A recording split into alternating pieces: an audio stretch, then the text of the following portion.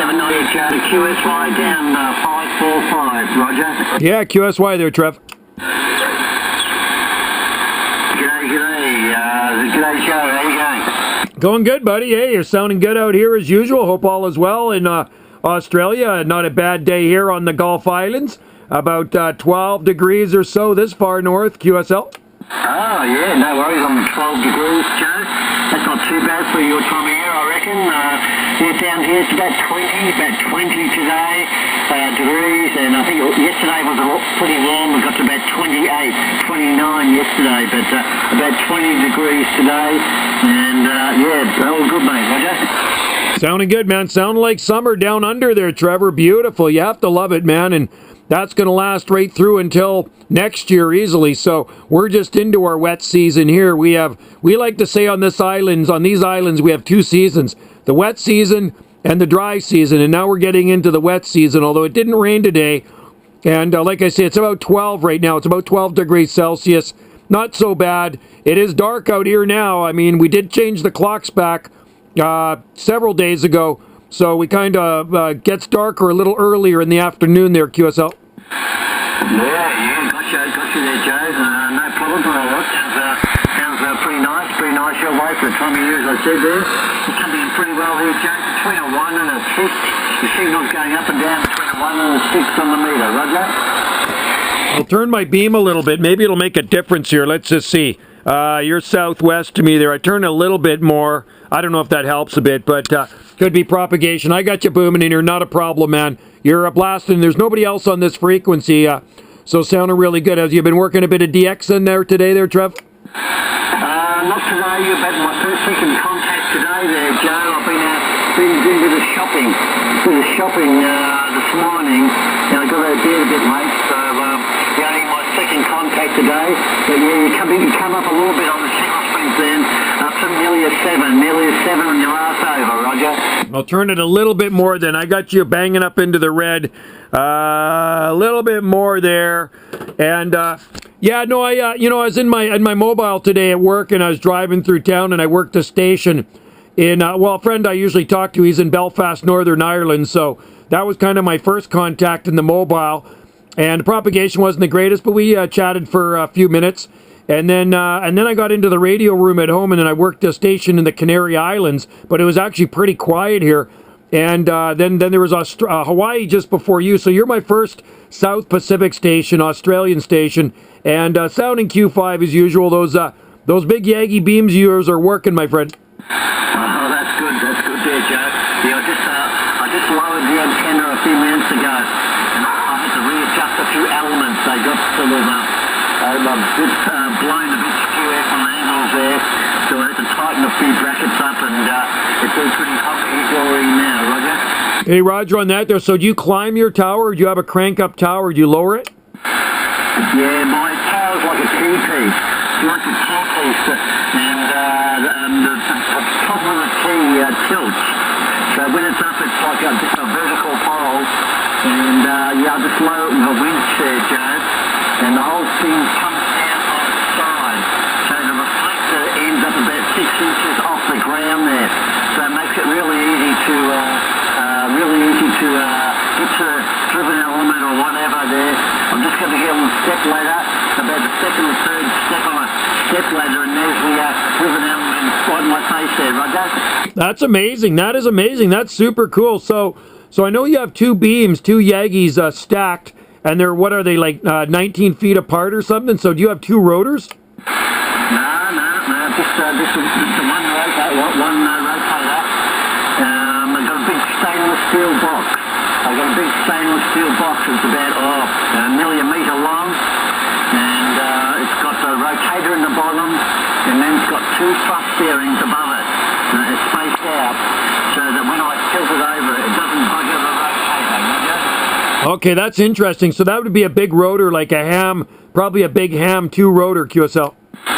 No, I'm just standard Yaesu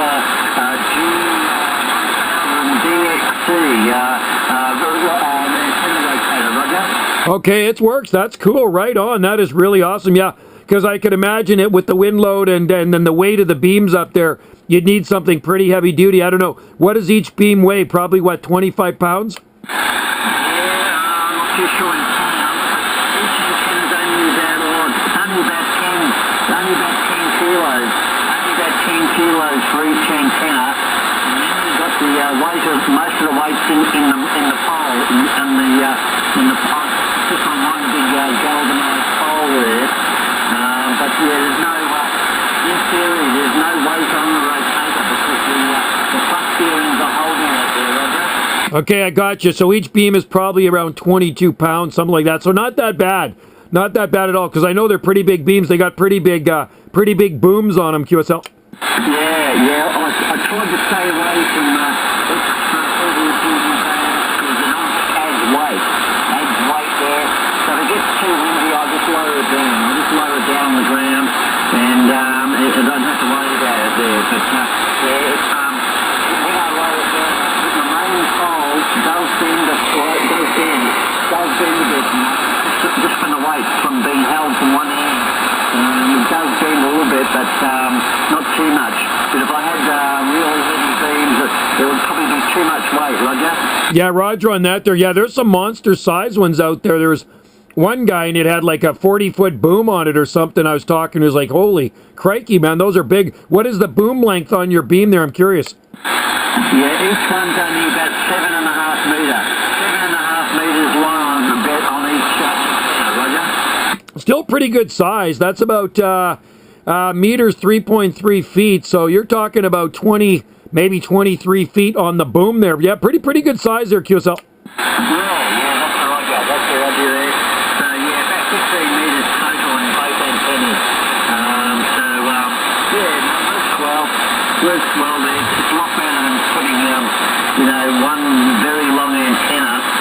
If you just got one very long antenna, you end up with a very narrow beam width. And there is a very narrow pickup in the feed area. But when you stack them, you get a pretty wide. They've got about a 30 degree pickup area, Roger. Yeah, that's awesome. So were they pretty hard to match then, Trevor? Are you using an antenna tuner, or did you actually match them down with a gamma match? Because they're Yagis, QSL. Yeah, no, I haven't got gamma match. They're broadband antennas. Each one's a broadband antenna. You've got two driven elements, and they've got cross arms that which are insulated from the boom. And that gives you the broadband thing over there. And they each got a one-to-one balance, high-power balance on there. And then it goes to a co-phase, maybe a 75 mil-spec cable. And that's about 1.79 meters each length. And then it goes to a high-power UHF filter.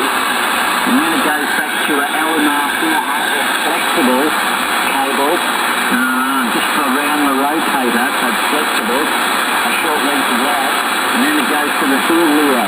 Come back. That is super cool. Yeah, no, you're the only one I know running stacked flat side Yagis like that. That is very, very interesting. I was wondering how that worked. And each one is what, 6 element, QSL? Sorry, come back? Is each one 6 element? They're 6 element Yagi, QSL? Well, in line is 7, I've got the triple reflectors on each one. Each antenna has triple reflectors, which makes it to 18 elements, Roger.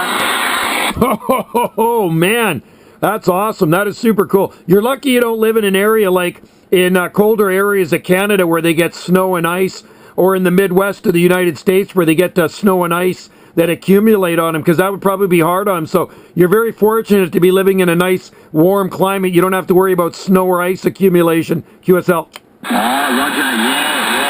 nothing like that.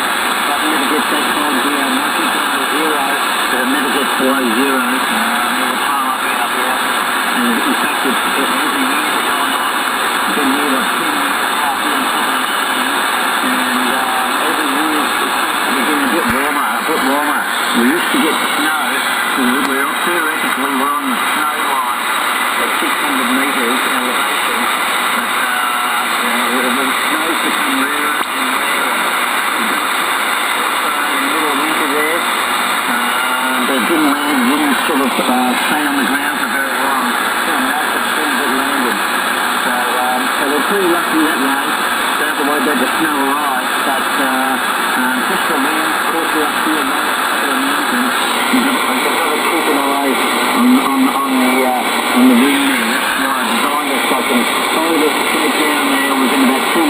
screw one bolt out and lower down the winch, and gets it out of the side there when you get crazy winds up here.